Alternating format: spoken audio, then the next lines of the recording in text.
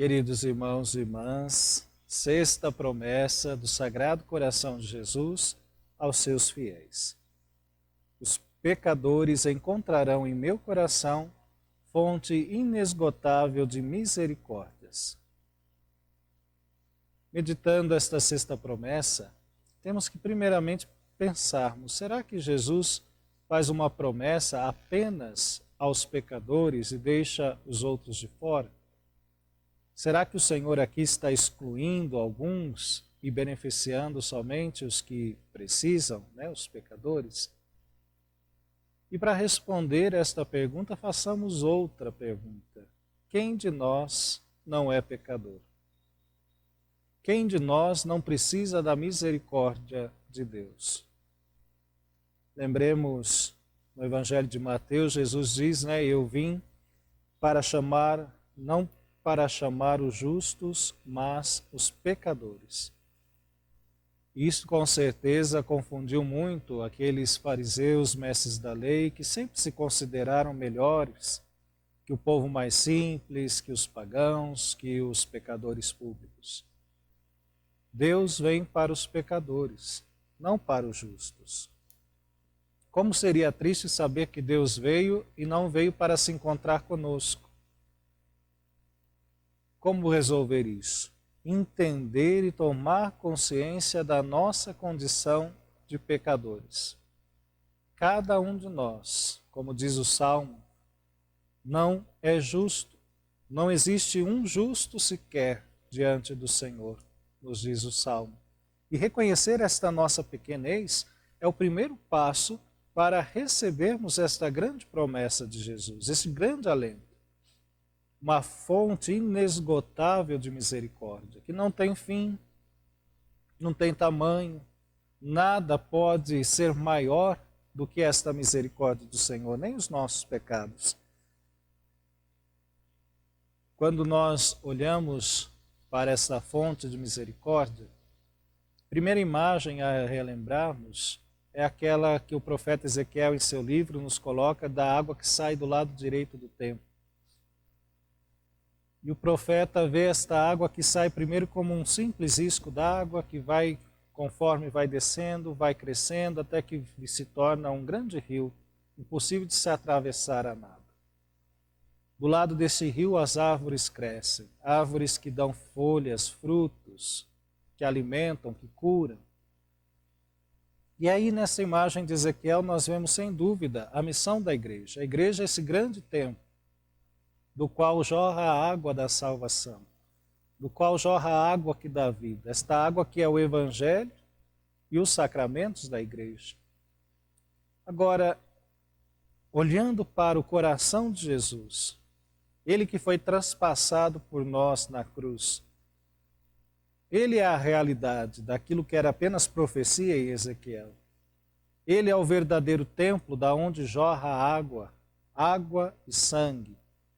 Do coração aberto de Cristo da cruz, nasceu a igreja, com os sacramentos do batismo, simbolizado pela água, e da Eucaristia, simbolizado pelo sangue. Esta igreja que, como aquele risco d'água que saía do lado do templo, era pequena no começo, apenas ali Maria, mãe de Jesus, João, Madalena, algumas outras mulheres. Uma igreja silenciosa, mas que com o passar dos anos também vai crescendo e vai se tornando potente, um instrumento de salvação de Deus. Esta água e este sangue que ainda permanecem na igreja como fonte inesgotável de misericórdia, esse coração de Jesus, a fonte, nos dá o batismo, a Eucaristia. O batismo que nos coloca dentro da vida da graça, da vida de filhos de Deus, da vida de quem conhece a vontade de Deus, de quem busca obedecê-lo porque tem fé. E a Eucaristia que nos sustenta nesta vida da graça, que nos dá a força para continuarmos firmes no propósito da fé, de sermos a semelhança de Cristo aqui neste mundo. Então, os dois sacramentos da misericórdia do Senhor. Mas, sem dúvida, quando falamos de misericórdia e de sacramento, nós Temos um outro, a confissão, o sacramento da penitência, que lá no começo da igreja era chamado de batismo das lágrimas. Lembrando que o primeiro batismo, o primeiro sacramento que nos colocava dentro da vida da graça, que nos dava a dignidade de filhos de Deus, que lavava o nosso pecado, era realizado na água. E aí fazem esta comparação que agora há uma outra água. Depois do batismo, se pecarmos, há uma outra água capaz de apagar nossos pecados, as lágrimas do nosso arrependimento. É necessário que nós confiemos também na misericórdia de Deus com verdadeiro arrependimento, com verdadeira contrição. Senão, caímos naquilo que dizia no início.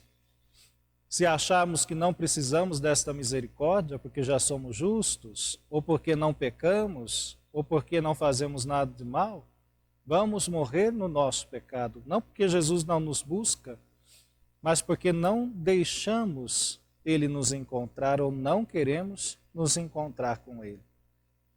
No dia do batismo nos é dada uma veste batismal, uma veste branca, que é a que nós entraremos no céu. No dia do batismo o padre diz às crianças, que seus pais e padrinhos ajudem você a conservá-la sem mancha até a vida eterna. Quanto nós manchamos esta veste com o nosso pecado? Misericórdia infinita de Deus nos dá também um sacramento para lavarmos esta veste que um dia recebemos. A confissão. É necessário que nós busquemos verdadeiramente esta fonte. E é necessário que nós busquemos também com sede. Do que adianta buscar uma fonte para não beber dela? Não adianta ir até uma fonte de água só para ficar ao seu lado. A água serve para nos saciar, para nos lavar. Qual o tamanho da nossa sede quando vamos até Jesus, fonte inesgotável de misericórdia? E às vezes nós vamos com uma sede tão pequena, querendo apenas que apague este ou aquele pecadinho que a gente conseguiu lembrar que está causando ou cavucou lá na consciência para poder realizar a confissão. Não adianta muita coisa. Qual o tamanho do copo com o qual nós nos aproximamos desta fonte? Este copo que nós queremos encher de água para dela beber, para com ela nos lavarmos, nada mais é do que a abertura e a nossa disposição à graça de Deus. Não são poucas as pessoas que no ato de contrição, quando nós, em qualquer ato de contrição, nós sempre temos alguns elementos básicos: o reconhecimento da bondade de Deus, o pedido de perdão e a promessa da conversão, da mudança de vida, de fugir do pecado, de fugir das situações de pecado. Não poucas vezes muitos penitentes se admiram: como assim eu vou prometer nunca mais pecar? Pois é. Como está a nossa disposição à graça de Deus? Vamos até esta graça que nos promete forças para sermos filhos de Deus. De novo digo, apenas para limparmos a nossa consciência, apenas para realizarmos um mandamento da igreja que nos obriga a confessar ao menos uma vez por ano?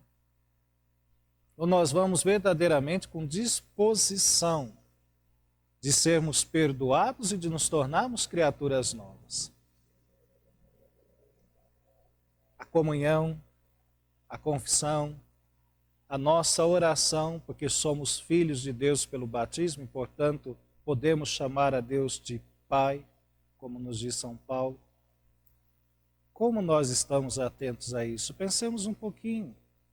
Se Jesus, que promete ser fonte de misericórdia, estamos recorrendo a esta fonte, estamos buscando com sede esta fonte, na comunhão, nos esforçamos para comungar, nos esforçamos para ir à missa, nos esforçamos para confessar, pelo menos, já é o mínimo do mínimo, mas pelo menos uma vez por ano.